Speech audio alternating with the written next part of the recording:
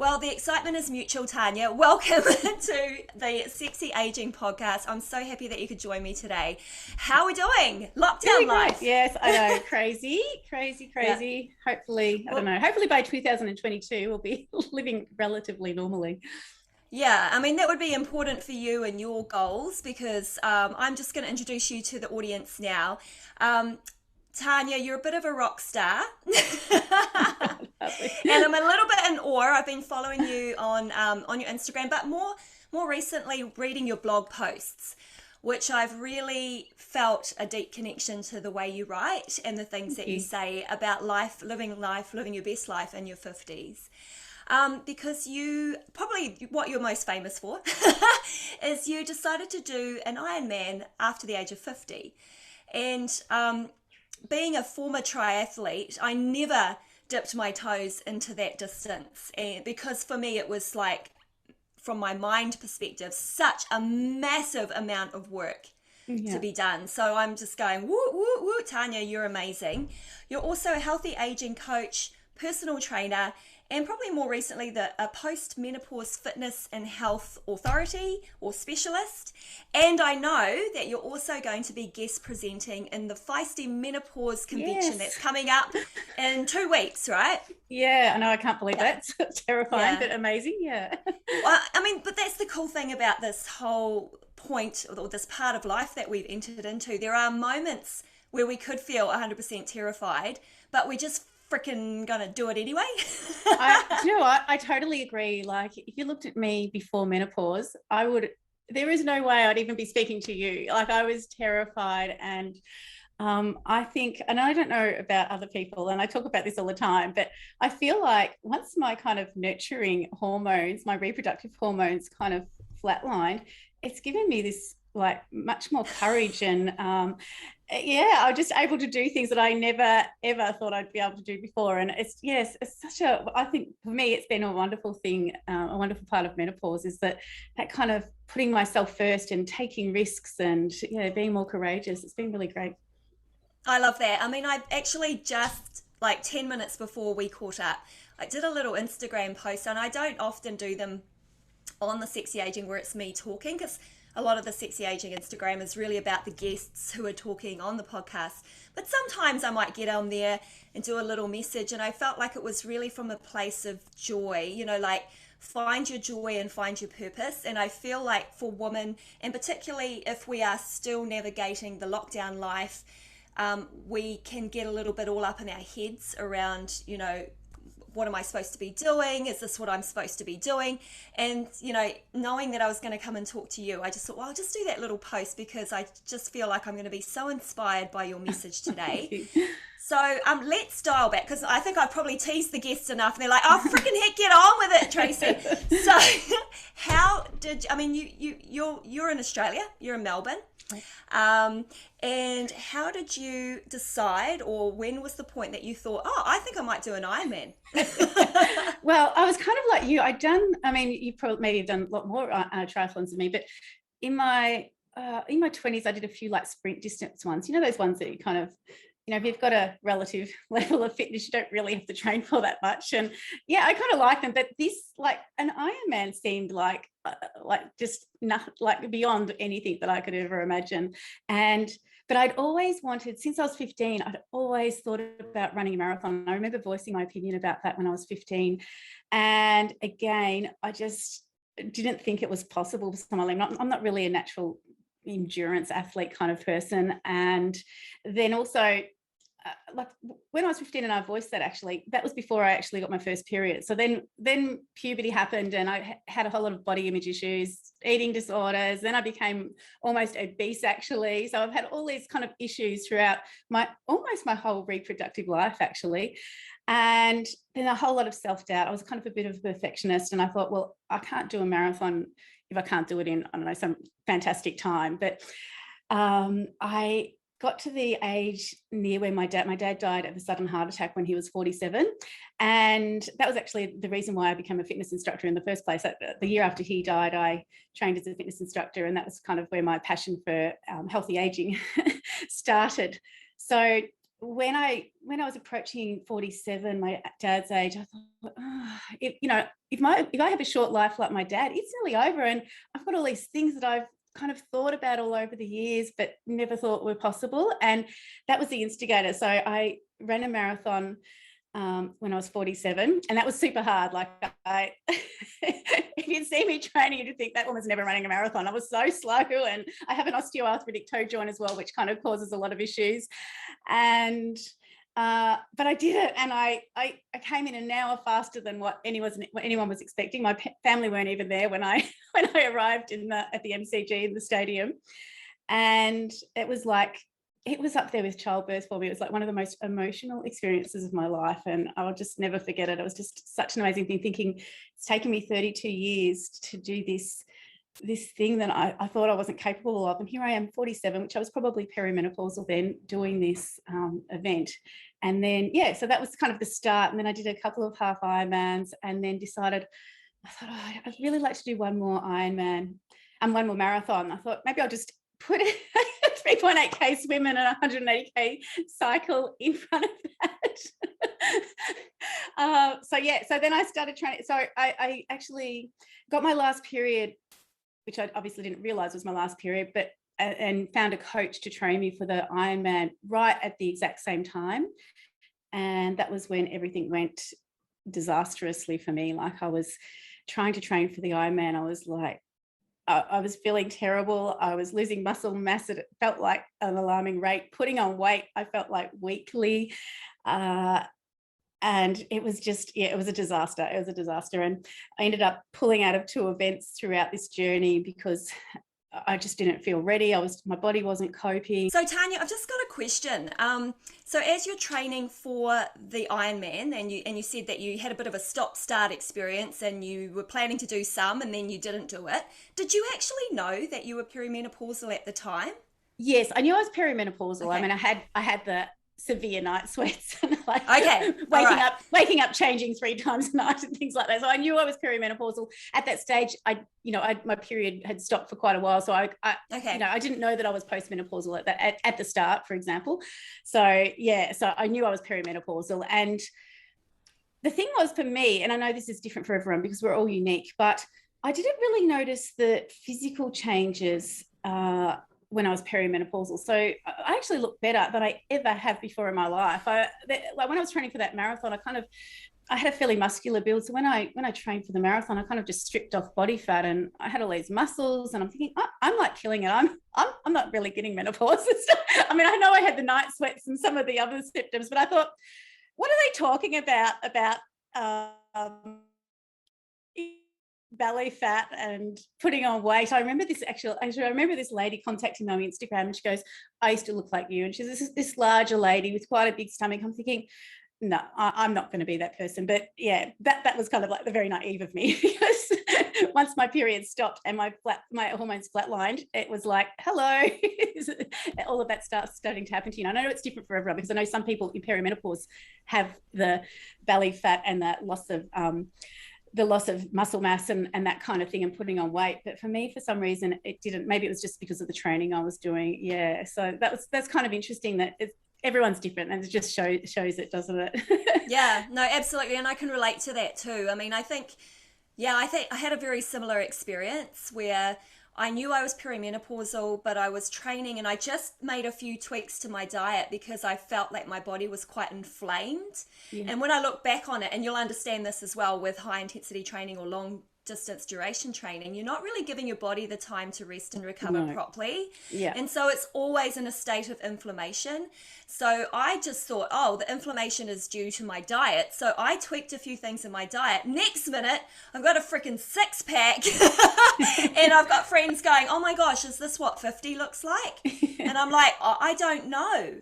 I'm just making the changes as I go along because I feel like it's a health thing and it's a longevity thing. I didn't really relate it to how my body was reacting to the hormone shift. Yeah. And everyone is different. But who knows, in a year's time, I could be the belly fat chick, Well, and that's another thing actually, because of my training, because I'm doing this long distance endurance training for an Ironman, it's not really ideal for our postmenopausal body, because it's just throwing cortisol, lots of stress onto my body. And I know it's not ideal, but that was kind of the interesting part as well, because eventually you don't want to go, well, do I give up my dream because it's not really ideal for a menopausal woman or not? And I thought, no, I really want to do this. So I found, there's ways around things, you know what I mean? So it might not be the ideal thing for your body to be doing these long distance events, but adapting your training a little bit can mean that you can still do it. Whether I do another one or not, it's another thing, but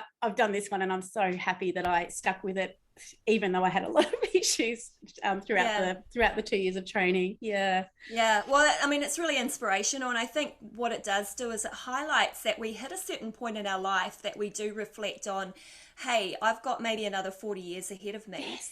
I've lost someone really close to me at this point in time, and I actually have all this time. So what was that bucket list, and what were those things that I really wanted to do, and how are they going to influence the way I live the rest of my life, right? Yeah, exactly. And I also think back to I always talk about this as well. I can remember my nan, she was quite a vocal person, and she used to talk about the change all of the time, and it was probably like from my age, and literally like it was this downward spiral to the end of her life. She lived till she was 91, so she was talking about the change for 40 years. And I'm thinking, I don't want to be doing that. I want to like have this change as a positive thing, not a negative thing for another 40 years. I mean, that's a long time to be, to be weighed down by menopause being a negative. And I really think it can be a positive if you change your mindset, maybe make some tweaks and things to your lifestyle. And no, I hear you, and I agree with what you're saying. I feel like once we are educated to know what is actually happening during the change, once we know what's happening and we know how we can deal with it, and everybody will deal with it in a different way, but there are choices and there is information now, so that's amazing.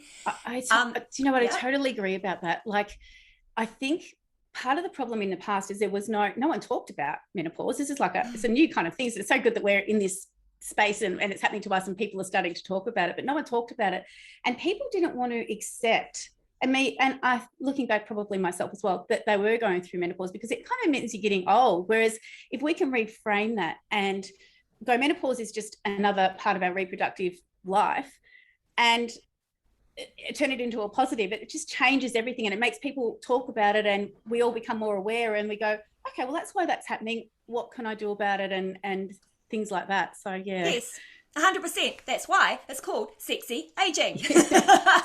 Great name, by the way. I love it. Because I feel the same way.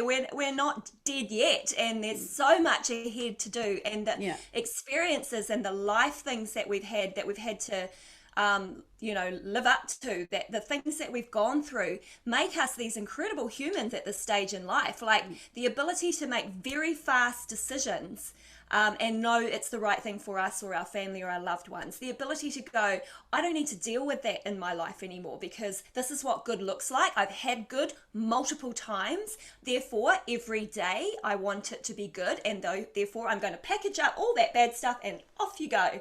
And I think that's probably one of the things that we share, is that this opportunity to step into this new stage of our life and just completely embrace it and all the new things that come with it. So I actually want to get back to your Ironman, and I have a couple of questions. Sure. So training for an Ironman in post-menopause, what are your top tips? And I think this is probably going to answer a lot of questions. I know I have a lot of fitness friends that follow me on Sexy Aging, and they'll be going, how the heck did she do that? So how did you sort of navigate and find out what your body needed to be doing? Well, there's a lot of things. So obviously, what the most important thing, which I think, not whether you're training for an Ironman or not, is I had never prioritized sleep before in my life. I kind of thought that I was above sleep ridiculously. I just feel ridiculous now to think that I used to actually think I could survive without sleep. That was my number one change. As I progressed through this journey, I realized that I had to have sleep. So I prioritized sleep, which meant that I actually ended up giving up a lot of my morning training sessions. Logistically, that is a disaster when you're trying to train for an Ironman because of the volume of hours you've got to do. But I think that was one of the most important things for me, is that if I'd had a bit of a bad night's sleep because of some menopausal issues, then it allowed me just to sleep in. And if you think about it, over a year, like I probably got 2 more hours sleep a night most nights than I had it in the past. Over a year, that adds up to an awful lot of recovery and an awful lot of rejuvenation of your body. So that's my number one thing. I made some changes to like the volume. So obviously they say that once you're menopausal, you really shouldn't be doing those long runs. So I did the long sessions on the weekend because I still had to somehow ride 180 kilometers and run a marathon afterwards. But during the week, I had some interval sessions. So they were my priorities, my interval sessions in the week and my long weekend sessions. And I had some of the more kind of, those other longish sessions during the week, but I ended up having them as optional. So if I was really exhausted, if my body wasn't feeling right, I just scrapped them, because the most important thing was getting the interval sessions to build my strength and getting the long sessions on the weekend to get the distance. So I didn't actually end up missing that many of them in the end. My coach was quite good, so he was quite good at programming, but having that as an option was really good for me, because it just gave me that out and it made me really listen to my body about what it needed. So if I just felt a bit off, I just scrapped the in between kind of sessions, if that makes sense. Yeah, that makes 100% sense. So yeah. and it's not a mistake that the number one episode on this podcast was about sleep. It's so important. And that's where we started. We started from the I did. I listened to that. Yes, yeah. That's great. Yeah, it was really good. With Dr. Wendy, and that you integrated that as, okay, so the very first thing I need to do is figure out how to rest, because otherwise you're not going to make it, right? Yeah. Oh, with rest, there's another thing as well. Like, so when I used to have a rest day, I would maybe still be doing 20,000 steps, doing whatever, and working in the garden all day. And that's not really rest, you know what I mean? It's kind of activity, but and it's fine for now that I'm not training for an Ironman, that's fine. But when I was training for an Ironman and I was smashing my body on the other days, the rest day really had to be a rest day and not look at my watch and worry about not having enough steps and things like that. So that was kind of important as well. And then also increasing my protein intake and things like that was kind of important, because we're losing, especially endurance training, even eating away your muscle mass even more. So I realized that I come, and as I'm sure you do as well, come from the 80s where it was all low fat, high carbohydrate, and not that, and protein wasn't really talked about that much. So I kind of, I definitely didn't have enough protein in my diet. So I definitely increased my protein intake as well. That helped a lot. Yeah. Hey, I'm just doing some study as well, which is really cool when it comes to this stage of life, as you go, hey, I want to keep learning and growing. And there's a lot more papers and science out there about menopause and training, which is awesome. There's lots of really good resources, apps, and people that we can talk to, books, everything. It's all out there now, but I think what we're trying to do is help people find it, right? Yeah. So I am looking at protein intake, and a lot of what I do is quite intuitive. Like I do a lot of intuitive kind of eating or thinking what's probably going to be good for my body. Yeah. And then the science comes through and I'm like, oh, I'm doing that. That's what you're doing. Yeah, and that's right. Once you can listen to your body. I mean, I kind of messed my body up over the years with all the eating disorder and all that kind of stuff. So I feel like now I'm a bit the same. I feel like through this process of menopause, it's really made me step back and go, okay, what does my body need? Like what's it feeling? And you kind of, if I'm craving meat, I think, well, you need to add some more protein kind of thing. Yeah, it's so good. Yeah, it is good. Yeah. And you enjoy it as well. But I sort of figured out, like, I like you, I need the protein, and I do lean towards carbohydrate. I kind of naturally like to eat carbohydrate. I feel like it gives me energy, plus I like the way it tastes. And it carbohydrates are important, don't get me wrong. Oh yeah. No, I mean, it's always in my meals throughout the day, but it's kind of like, how do I divide up my protein? So I figured if I need 60 grams of protein, say I'm 60 kilos, around about that, and I need 60 grams, I'm now doing 25 grams in the morning, 20 grams at lunch, and then 15 grams at night. So I've kind of, that's for me, swapped it around because I Yeah. used to eat probably less protein in the morning, and I swapped it Yeah. around based on the thermogenic effect of what protein does when it's breaking down and helping my body sleep, because if it's thermogenic then I'm going to get hot, right? Yeah, that So makes it's kind sense. of just kind of putting that together, and I'm not saying to the audience this is the way you should do it, but it's just something that's working for me. Yeah, it And makes sense.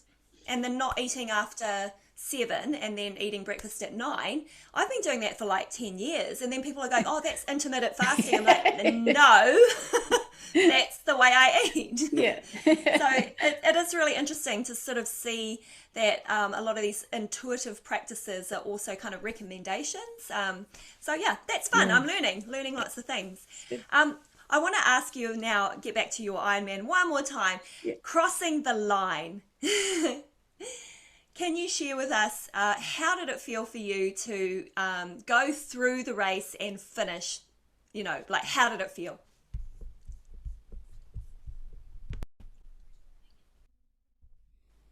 So it was just, I just can't even describe it, because this was a 2-year journey for me. So it started out as a 7-month journey. And then with menopause and COVID and all those kind of things, turned out to be a 2-year journey. So, and it felt impossible so many times throughout that time. And even leading up to the actual Ironman, we went into a snap lockdown, and I had to escape out of Melbourne, like on the last flight out. I was there all alone, and because no one ended up being able to make it because our lockdown was there. So I was in Cairns alone, like wandering around by myself, started the Ironman, and everything came together on the day. Like my coach and I, our plan just everything came together perfectly. I just couldn't be happier with how if I only do one Ironman, like my coach said, you just, give it all and follow the plan, because, in the cycling, you have to kind of watch your heart rate, because you